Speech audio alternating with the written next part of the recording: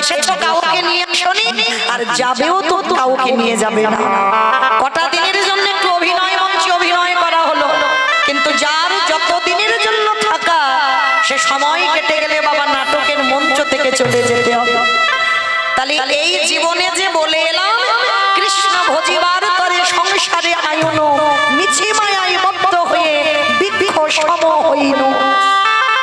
বললাম কৃষ্ণ দাস হব, আর জগতে এসে হলাম আমরা মায়ার দাস। ভুলে গেলাম সাধন ভজনে, ভুলে গেলাম গোবিন্দ চরণে। সারা দিনান্তে আমার আমার করে সংসার সংসার করে মেতে রইলাম, দিনান্তে একবারও কৃষ্ণ বলে কাঁদতে পারলাম না। কিন্তু মা শেষের দিনে একবার লক্ষ্য করে দেখো, কেউ তোমার সঙ্গে হবে না, কিন্তু একটা জিনিস তোমার সাথে হবে, তোমার কর্মফল। এই কর্ম ছাড়বে না মা, লক্ষ্য করবেন। কতদিন সাধু সঙ্গ করেছ, কতদিন ভক্ত চরণ আশ্রয় করেছ, কতদিন হরিবাসরে বসলে, কতদিন তুলসী তলায় জল দিলে, কতদিন ভোর একাদশী করছো, আর কতদিন তুমি সাধুগুরু বৈষ্ণবদের সঙ্গ করছো। এই ভালো ভালো কর্ম আমাদের সাথে যাবে, কিন্তু আমি মৌমিতা একটা গ্যারান্টি দেবো মা, আর একজন আমাদের সঙ্গী হবে। সেটা কি? যাদের বাড়িতে আছে খুব ভালো, আর যাদের বাড়িতে নাই দুটো জিনিস ভাড়া করতে হবে। কি? এক হলো খোল, আর এক হলো করতাল। আর পিছনে বার করবে যখন দেহটাকে বাজাবে না, বলো হরি, বলো হরি। কি মাইরা তোমাদের এই গোয়ালবেড়িয়াতে হয় তো? এখানে হয়? বাহ, আমার উস্তির এলাকায়ও হয়। তাহলে ভালো করে ভেবে দেখেন, যখন বাবা আমাদের দেহটা বের করতে যাচ্ছ, তখন হরির নাম করতে করতে বের করতে হলো। যাত্রা, নাটক, ফাংশন, থিয়েটার কিছু কি গেল সাথে? গেল না। কর্মফল যাবে, আর কি যাবে গো? এই হরি নামে যাবে। আমাদের পছা দেখো,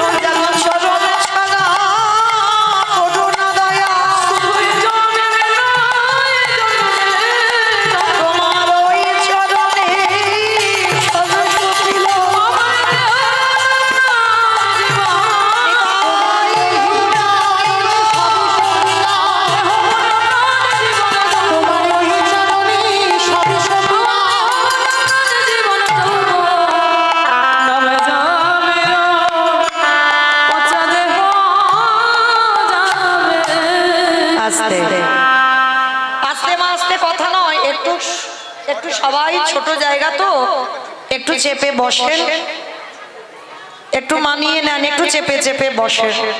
কি করা যাবে বলে? শিশুকালে কৃষ্ণ ভজে কৃষ্ণ পাবার আসে, কৃষ্ণ পাবার আসে, অগ যৌবনেতে কৃষ্ণ ভজে আসে বা নাই আসে,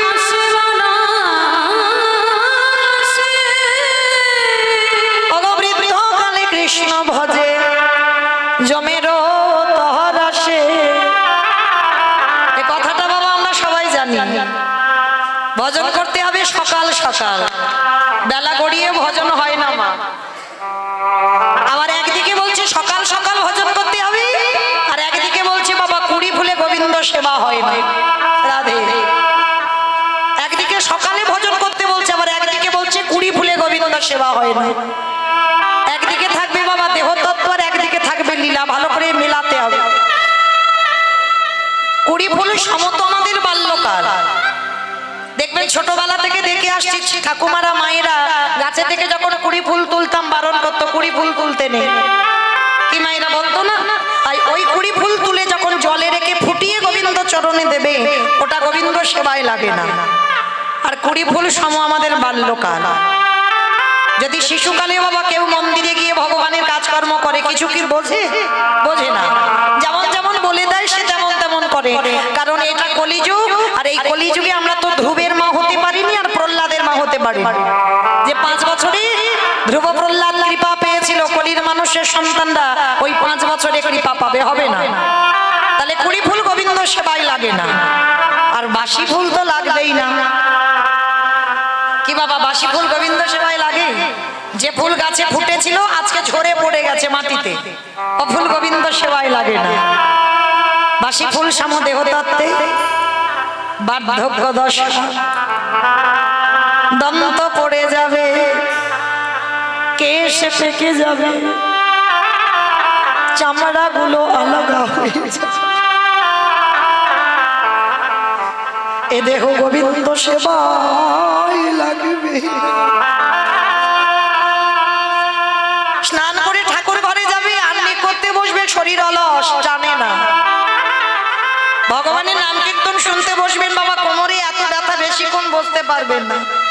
ঠিক ঠিক তো সেবায় লাগবে না ও ফুল। তাহলে ফুল কোন ফুল গোবিন্দ সেবায় দেবে? যে ফুলটা আজকের ফুটেছে, আর আজকের ফোটা ফুল সম আমাদের যৌবন কাল। এটা আমার কথা নয় মা, আমার গোবিন্দ ললিতা বিশাখা ইন্দ্ররেখা চম্পকলতিকা রঙ্গদেবী তুঙ্গবিদ্যা সুদেবী অষ্টসখী রাধারানীকে বলতো, রাধে গো আমি যৌবনে বড়, রাধে ভালো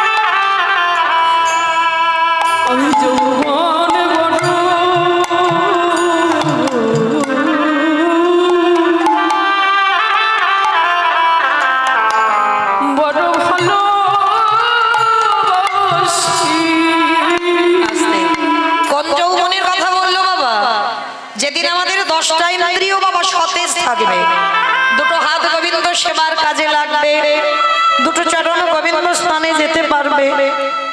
যেদিনে তোমার কর্ণমূলে কৃষ্ণ নাম পরিষ্কার শুনতে পাবে, যেদিনে তুমি জিহ্বায় কৃষ্ণ নাম উচ্চারণ করতে পারবে, যেদিনে তুমি দুটো নয়নে পরিষ্কার গোবিন্দ রূপ দেখতে পারবে, যেদিন তোমার দেহের 10টা ইন্দ্রিয় সব সাথে সবকটা অঙ্গ তুমি গোবিন্দ সেবায় দিতে পারছো, সেদিনে তুমি জানবে তোমার এই মনুষ্য জন্ম সার্থকতা হলো। আজকে গোবিন্দ আমার যেদিন বাবা আপনারা মাথুরি লীলা শুনেছেন অনেকে, গোবিন্দ আমার বৃন্দাবন থেকে মথুরায় চলে গিয়েছিল।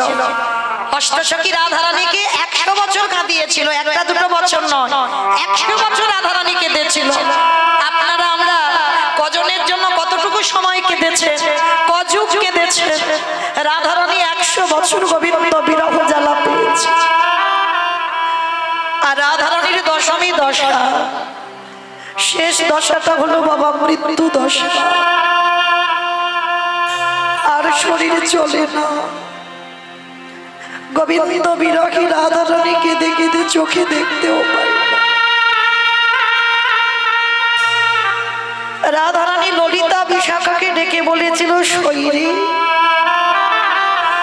আমার গোবিন্দ যে ব্রজ ছেড়ে মথুরায় চলে গেল, যদি কোনোদিন কোন সৌভাগ্যে আবার বৃন্দাবনে আসে, তাহলে তোরা একবার বলতে পারিস, ওরে সজনী রে, সেদিনে যদি আমার দেহে যৌবন খানা চলে যায়, বলো বল ললিতা, আমি কি দিয়ে গোবিন্দে সেবা দিব? আমার যৌবন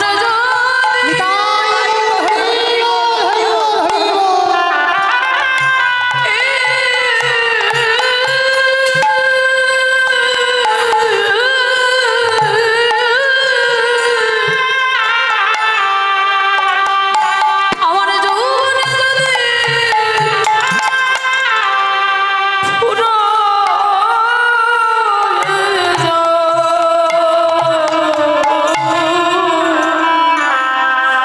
ওরে ললিতা,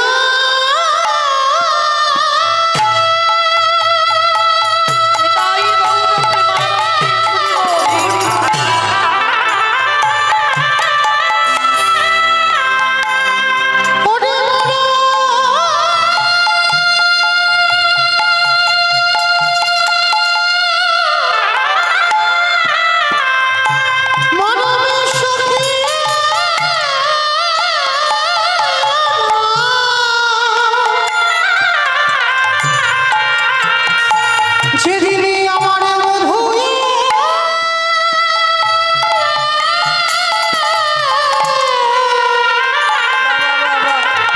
এই ব্রজে ফিরে আসবে, সেদিন কি দিন আমার প্রাণের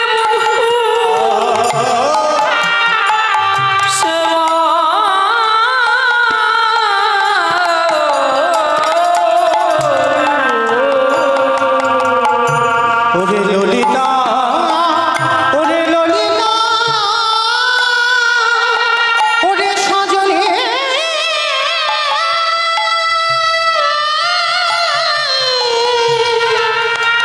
সজনে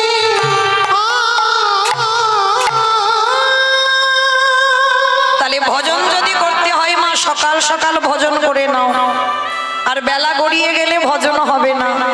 জানো নবদ্বীপের মাটিতে আমার নিমাই প্রতিদিন বাজারে যেত। ভালো করে একটু আস্বাদন করবেন, ভালোবাসাটা কেমন করে করতে হয় ভগবানের সঙ্গে। ভগবান ভক্তির কাছে বলেনি বাবা আমার শ্বেত পাথরের মন্দির গড়ে দে, ভগবান ভক্তির কাছে বলেনি আমায় রজনীগন্ধার মালা দিয়ে ভালো করে সাজা, বলেনি দামি দামি স্বর্ণ অলংকারে আমায় ভূষিত কর। ভগবান ভক্তির কাছে কি চাই দেখো। নবদ্বীপের মাটিতে আমার নিমাই প্রতিদিন বাজারে যেত, প্রতিদিন। যেমন অনেক অনেক ভক্তদের দেখবেন অভ্যাস আছে বাজার করুক বা না করুক, কিন্তু সকাল হলে হাত মুখটা ধুইয়ে বাবা বাজারে যায়। তো নিমাই বাজারে যেত, আর বাজারে গিয়ে নিমাইয়ের খুব প্রিয় খাবার সবজি বাজারে গিয়ে বাবা ওই থোর, কচু, কলা, মোচা, ডুমুর, এগুলো আমার নিমাইয়ের খুব প্রিয়। মানে যেগুলো আমাদের খুব একটা পছন্দ নয় মা, দেখবেন ডুমুর গাছে পড়ে আছে রাস্তার ধারে, সেগুলো কিনে খাবো না, কিন্তু বাবা যে ফুলকপির কত করে এখন দাম, সেইগুলো কিনে কিনে খাবো। যেগুলো শরীরে উপকার হয় সেগুলো খাবো না, ওই থোর, কচু, কলা, মোচা, এগুলো ভালো জিনিস, কিন্তু আমাদের পছন্দ নয়। বেশিরভাগ মানুষ বলবে পছন্দ নয়, কিন্তু এগুলো আমার নিমাইয়ের খুব প্রিয়। তা প্রতিদিন ওই সবজি বাজারে গিয়ে বাবা বাজার করে নিমাই, আর বাজার করতো কার কাছ থেকে? একজনের কাছ থেকে, যিনি হলেন নবদ্বীপে শ্রীধর পণ্ডিত। বড় গরিব মা, বড় কাঙাল, মানে এতটাই গরিব, মানে সবজি যে বিক্রি করবে বাবা তার তো কিছু পুঁজি দরকার, বাজার থেকে কিনতে হবে, তবে একটু লাভে বাজারে বসে বিক্রি করবে। তার শ্রীধর যে বাজার থেকে সবজি কিনবে সেই অর্থটা তারও নেই। তো কি করতো জানো? ওই রাস্তাঘাটে ওই থোর কচু কলা মোচা এইগুলো তো আর পুঁজি লাগে না, এইগুলো তুলে তুলে বাজারে একটা জায়গায় বসে থাকতো। আর আমার নিমাই প্রতিদিন ওই শ্রীধরের কাছ থেকে বাজার করতো। তা মাসের পর মাস বাজার করছে। একদিন শ্রীধর প্রশ্ন করেছিল, নিমাই তুমি তো রোজ রোজ আমার কাছ থেকে বাজার করে নিয়ে যাও, ও নিমাই আমায় পয়সা দেবে না? সংসার চালাবার জন্য তো বাজারে বসা, তা তুমি যদি আমার কাছ থেকে রোজ বাজার করে বাকি করে নিয়ে যাও, তা আমার পয়সা যদি না দাও তাহলে আমার সংসার চলবে কি করে? ভগবান মনে মনে হেসে উঠল, হায় রে, কার কাছে কে পয়সা চাইছে? যিনি বিশ্বের স্রষ্টা মালিক ভগবান, তার কাছে শ্রীধর চাইছে, পয়সা দেবে না নিমাই? তা নিমাই বলছে, শ্রীধর আমি কথা দিলাম, তুমি লিখে রাখো, আমি সুদে আসলে একদিন আমি সব তোমার মিটিয়ে দেব। তুমি ভালো করে হিসেব করে রেখে দাও, সুদে আসলে আমি সব তোমায় দিয়ে দেব, কিন্তু আজকের আমি দেব না। তারপরেই তো নিমাই 24 বছর বয়সে সন্ন্যাস নিল। আর সন্ন্যাস নিয়ে যখন চলে গেল না, শেষ সময় অন্তিম সময়টা ছিল জগন্নাথ ধাম, পুরীধাম। 3.5 জন ভক্ত, স্বরূপ দামোদর রায়, রামানন্দ আর সিকি মাইতি।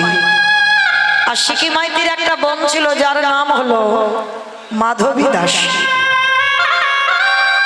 3.5 জন ভক্তকে নিয়ে মহাপ্রভু শেষ সময়টা ওই গম্ভীরায় কাটাতো,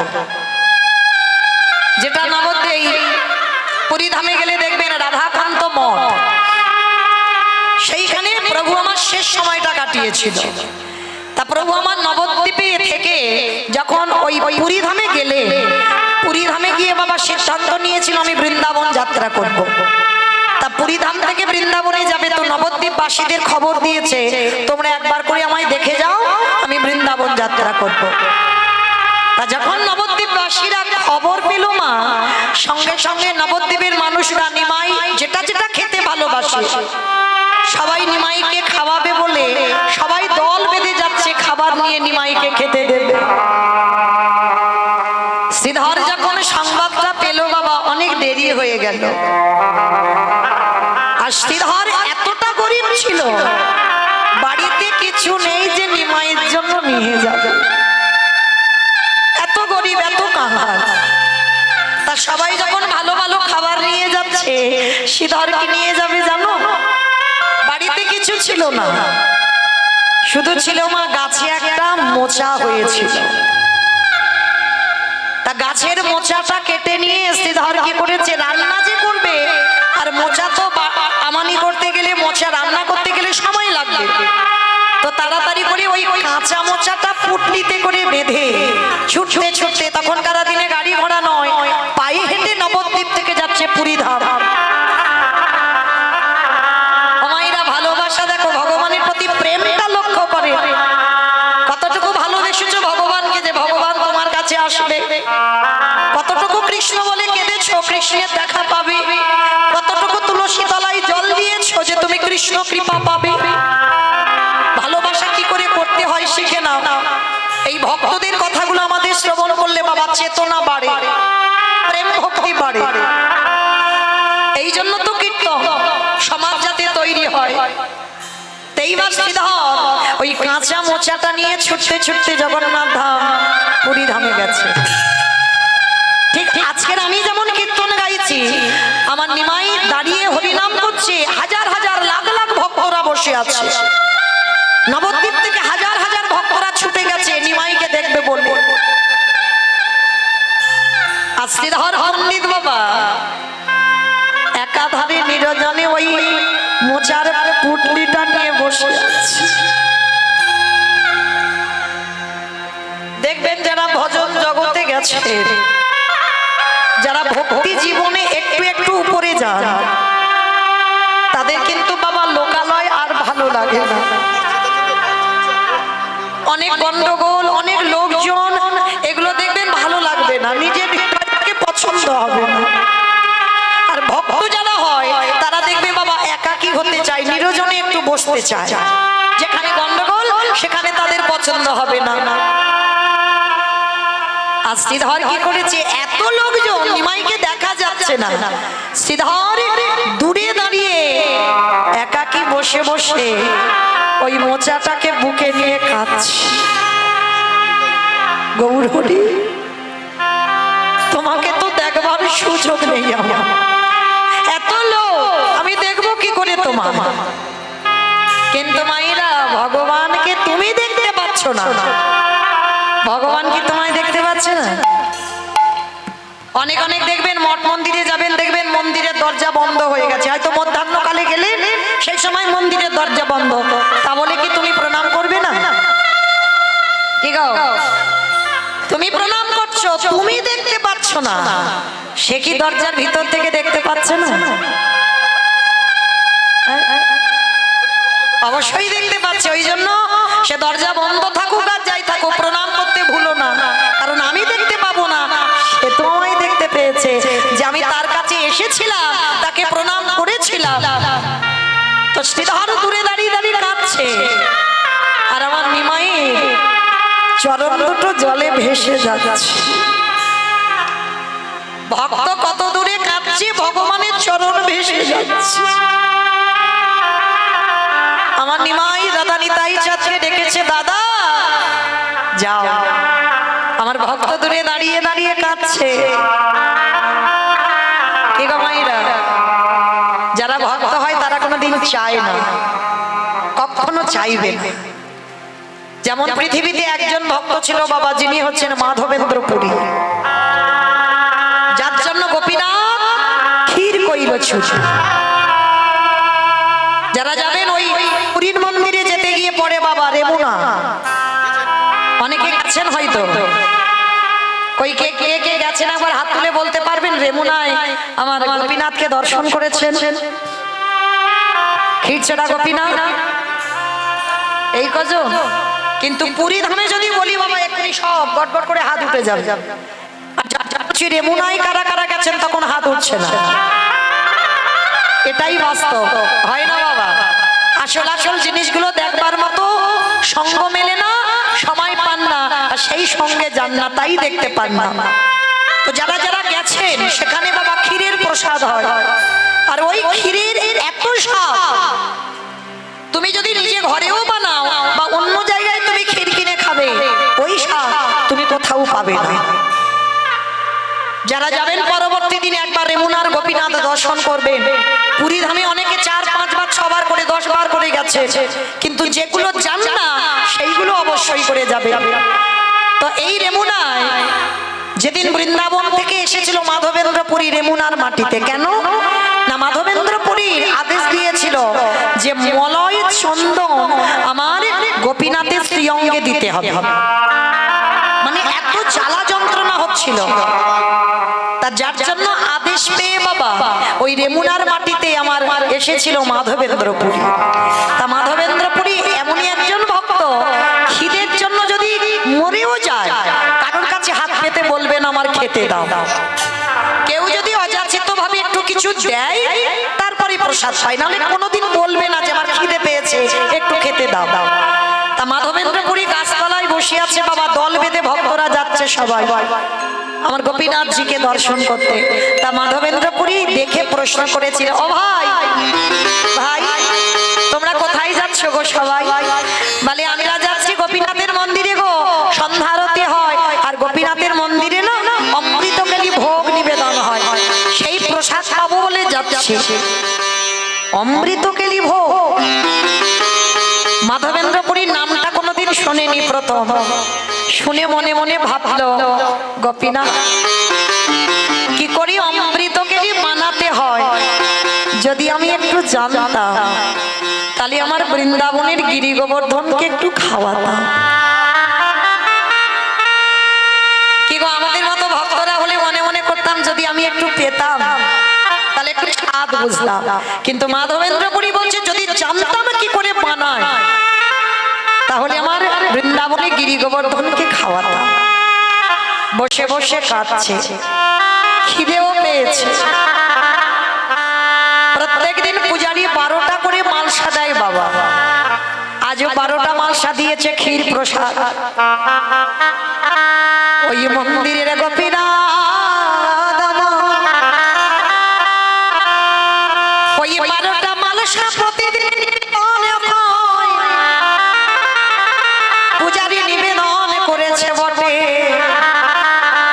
কিন্তু আমার গোপীনাথ ভক্তের লাগি এক ভাঁড় ক্ষীর চুরি করে রেখেছে। ঠান্ডার সময় তো চাদরের নিচে একটা ভাঁড় লুকিয়ে রেখেছে, আর পূজারী তো রোজ 12টা মালসা বিতরণ করে, অত খেয়াল নেই বাবা।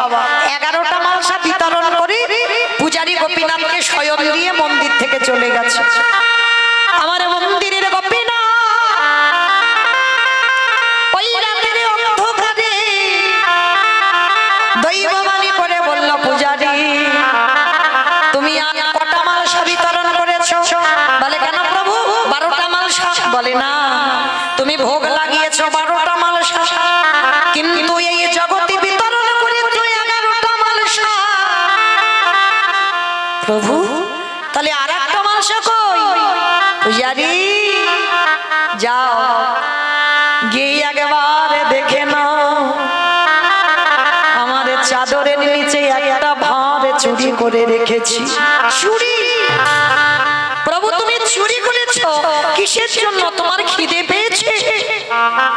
না, আমার খিদে পাইনি। তাহলে কিসের জন্য চুরি করেছো? আমারে ভক্ত মাধবেন্দ্রপুরী ওই নিরজনে গাছ তলায় বসে বসে ও ভক্ত অযাচিত ভাবে কিছু চাই না, কিন্তু আমি তো অন্তর্যামী, ভক্তের অন্তরের কথা বুঝি। আমি জানি আমার ভক্তের খিদে পেয়েছে, ওই জন্য আমি একটা ভাঁড় চুরি করে রেখেছি। যাও ওই ভাঁড়টা নিয়ে এই রাতের অন্ধকারে তুমি আমার মাধবকে খাইয়ে এসো। পূজাটি যেই না স্বপ্নাদেশ পেল, ছুটে এলো মন্দিরের দরজা খুলে, দেখলো গোপীনাথের চরণের তলায় ওই এক ভাঁড় চাদরে ঢাকা দেওয়া এক ভাঁড় ক্ষীর পড়ে আছে। এমন ভক্ত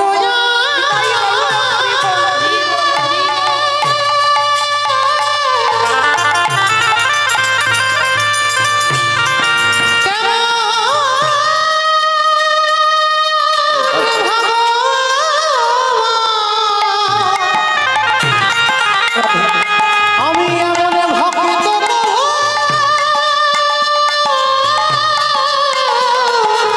দেখি না। কোথায় আছো মাধবেন্দ্রপুরী?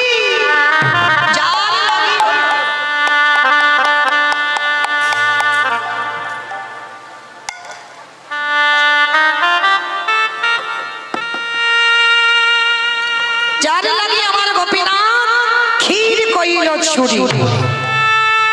ছুটতে ছুটতে সেই মাধবের কাছে এসে ভাণ্ডটা দিয়েছে। মাধব বলছে, কি পূজারী তুমি এখানে?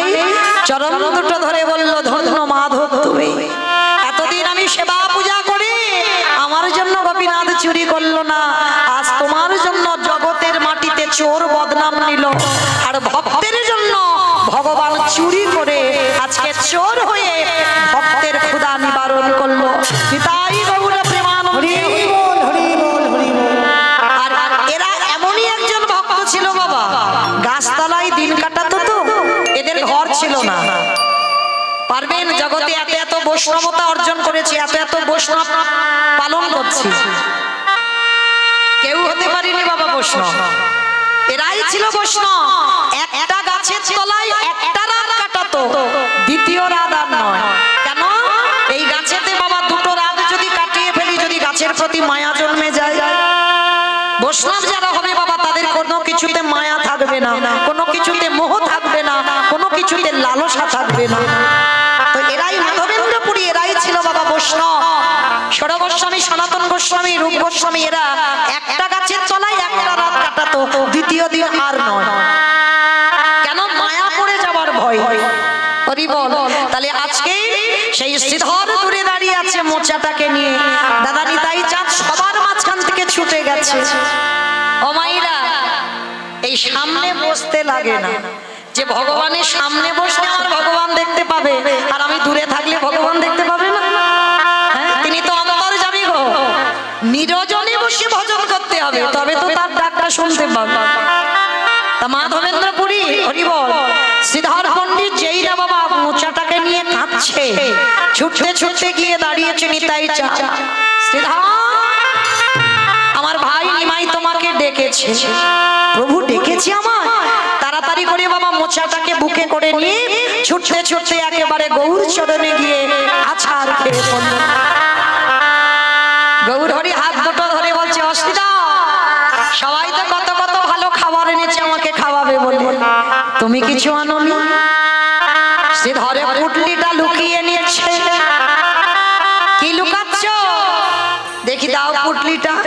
না গৌর হরি, এতে কিছু নেই, তুমি তো জানো আমি দিনহীন পথের ভিখারি কাঙাল, তোমাকে দেবার মতো কিছু নাই। কি দেব বলো তোমায়? কই দেখি তো পুটলিটা দাও। জোর করে আমার নিমাই কেড়ে নিয়েছে, আর কেড়ে নিয়ে পুটলিটা যখন খুলেছে না, দেখে না একটা কাঁচা মোচা নিয়ে এসেছে। গৌর হরি শ্রীধরকে বুকে ধরে বলল, শ্রীধর, এই বস্তু যে আমার বড় প্রিয় বস্তু, তাই আজ জগতের সামনে আমি কথা দিলাম, আজ আমি বৃন্দাবনে যাব না। তুমি নিজের হাতে মোচা রান্না করে তুমি নিজের হাতে আমায় খাইয়ে দেবে, তারপরে আমি বৃন্দাবনে যাত্রা করব।